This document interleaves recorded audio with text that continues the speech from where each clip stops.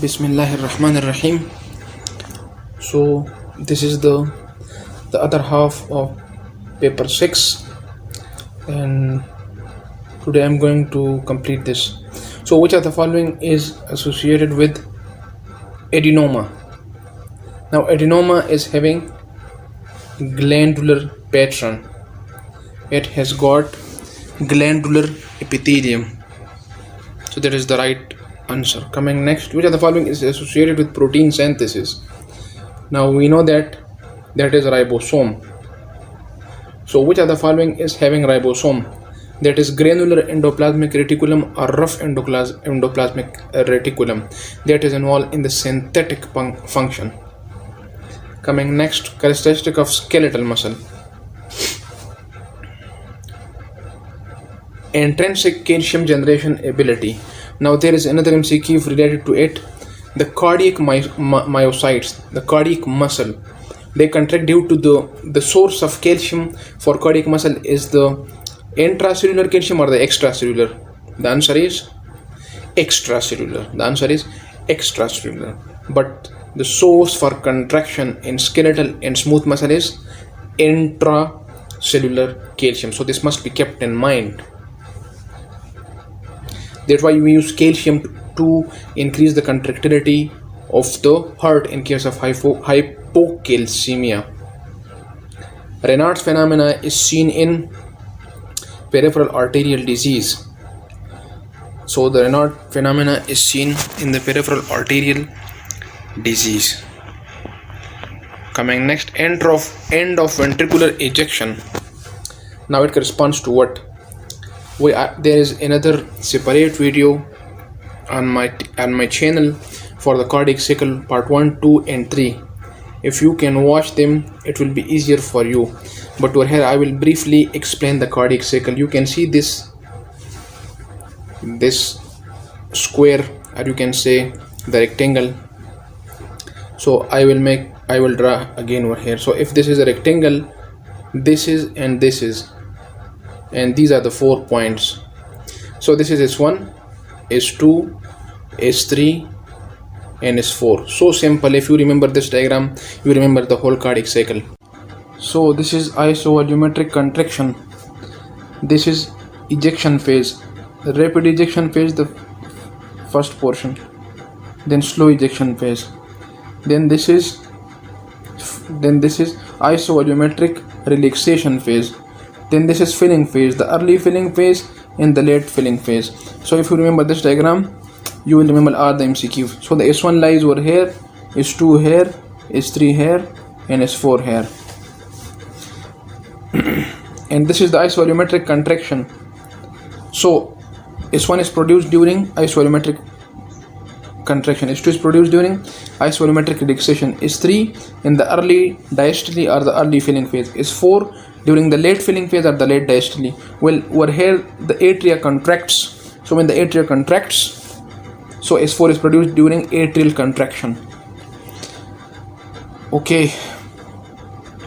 Now coming toward when will the valve open and when will it close?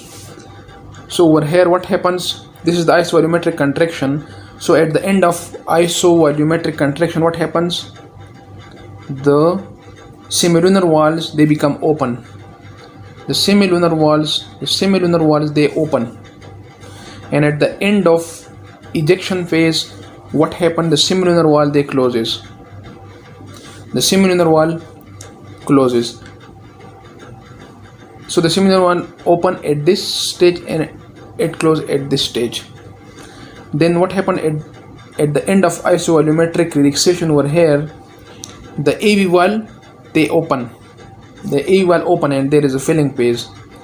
And over here at the end of diastole, the AV valve closes. So there are a lot of MCQs made on this.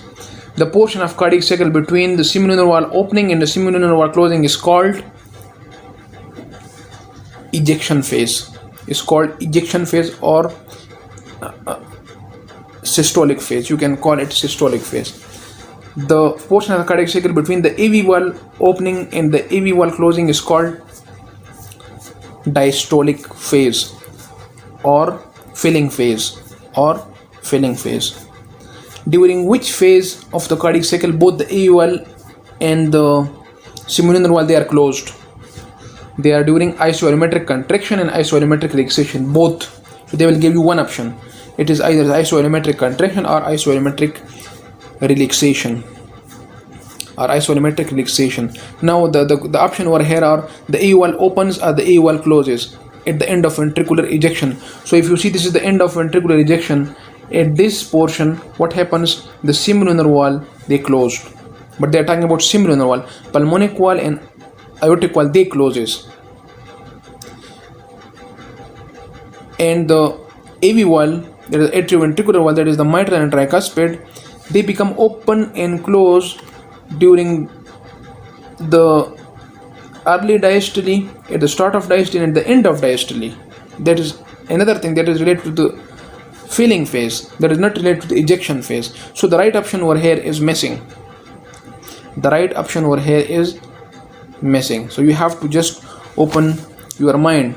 Well, regarding the pressures, what happens to the aortic pressure, what happens to the ventricular pressure, what happens to the atrial pressure, what is the JVP waves, you can find separate lectures of these on my video, cardiac cycle 1, 2 and 3, and inshallah you will get the maximum concept out of it, and you will get the maximum benefit. Which of the following is associated with 4-heart sound? We discussed right now a triangle, that was S4 was over here, and this area there is atrial contraction. So the atrial kick or the atrial contraction. Tone pick sensation. Now the skin is having staph aureus. So the answer is staph aureus. So whenever a pointed thing got stuck in your skin, then it is staph aureus. Impaired wound healing. Now there are a lot of MCQs regarding impaired wound healing, and we are picking the wrong option. Why? Because most of the time these are the poor recall. Now out of the given option, this is the infection, that is the right answer. But I have seen people are picking the wrong option. I am giving you some of the example. Well, there is a multiparous woman, and she is having HB of 13, but her WBC count is 20,000. What is the cause of poor wound healing? This is not anemia. Don't be confused with multiparous. They have given you HB of 13. So the reason in this is infection. Giving another scenario. Again, multiparous woman, and her HB is 8 and poor wound healing. The cause is now straightforward. The cause is anemia. Giving another scenario, a patient is having poor wound healing. HbA1c is 13. Now you see, it's very simple. Don't confuse yourself. Cause is diabetes. Again, another MCQ, a patient is having poor wound healing. She is non-veg, does not eat vegetables. Now we know that for folic acid, the rich source for folic acid are vegetables mainly. So if she is not using the vegetables and only the meat, and the option is folic acid. So it is folic acid anemia, deficiency of folic acid. A person is strict vegetarian and poor wound healing. The answer is folic acid deficiency, because B12 deficiency, because the only source for B12 is animal source. There is another scenario, a person having poor wound healing, but she does not like citrus fruits. The answer is vitamin C deficiency. So the MCQ are crystal clear in exam. Don't preoccupy your mind with the multiparous and this is anemia. No, not like that. The things are very clear in exam, but you have to focus, not to preoccupy your mind with a wrong option. Don't program your subconscious mind with the wrong option. A patient is having poor wound healing and the peripheral pulses are weak. What is the cause? Answer is peripheral arterial disease. PAD, peripheral arterial disease is the cause. A patient is having poor wound healing and the patient is on steroids. Poor wound healing and the patient on steroids. What is the cause? The answer is steroids. Steroids decreases the wound healing. Steroid decreases the wound healing. A patient is having poor wound healing and sutures are there for more than 3 months. The cause is foreign body. Suture for more than 3 months, foreign body. A patient is having poor wound healing and there is discharge from the wound. The answer is infection. Infection. The answer is infection. So coming next, dorsal spinal rami, extensor of the trunk, is the right answer. Length of trachea in the neonates. Now I will also discuss some of the other MCQ. The answer over here is 4 cm. In adults it is 10 cm. In adults the length of the trachea is 10 cm. In neonate, tracheostomy is done at the level of C3 C4. At the level of C3 C4. In the adults it is done at the level of C2 C3. If in the neonates you done tracheostomy at the level of C2 C3, what is the most common complication? Stenosis. Tracheal or laryngeal stenosis. Think stenosis. Stenosis. Basic drugs bound with alpha glycoprotein. Acidic drug bound with albumin. Both are decreased in CLD. CLD. The immunoglobulins, that is IgG, the immunoglobulins, the IgA, IgG, IgM, whatever is that, they are produced where? The immunoglobulins are produced where? They are produced by plasma cells. They are not produced by liver. Keep in mind that. Patient having, now there was another MCQ I already discussed in detail in my previous lecture. If you think my speed is very slow or very fast, you can adjust in the YouTube by there is an option at the right top corner. You click on that and then choices are come. So you can increase the speed 2x or 1.5x and you can decrease the speed 1.5x, 0.75x. So there is another MCQ that the regarding the alpha glycoprotein, and I discussed in the details in my previous videos that the action of drug is least affected by one of the following. The answer over there was trauma. It was not malignancy, because in malignancy you are having increase in inflammatory markers and the alpha glycoprotein is one of the inflammatory markers, so it is increased.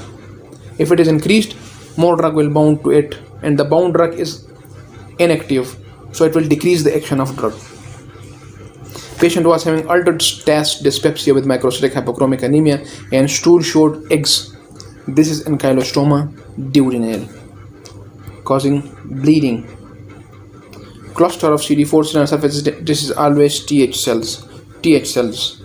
Mechanism of local anesthetic option include block the influx of sodium channel, and that act on the activated sodium channel, not the passive channel, but keep this in mind, activated channel.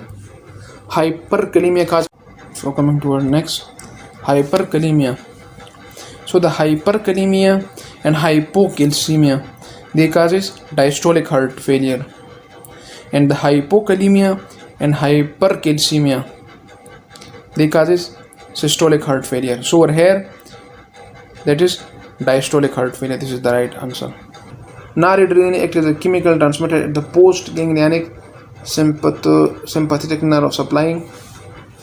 Now remember, in the skin you are having acetylcholine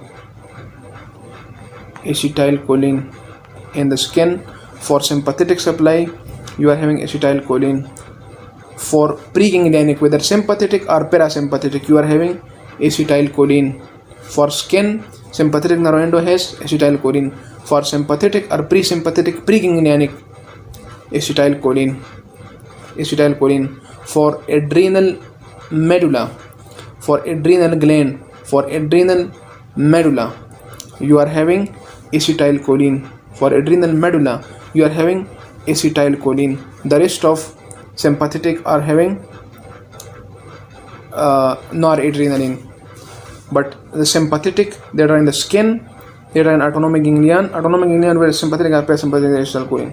But for adrenal medulla, again you are having acetylcholine.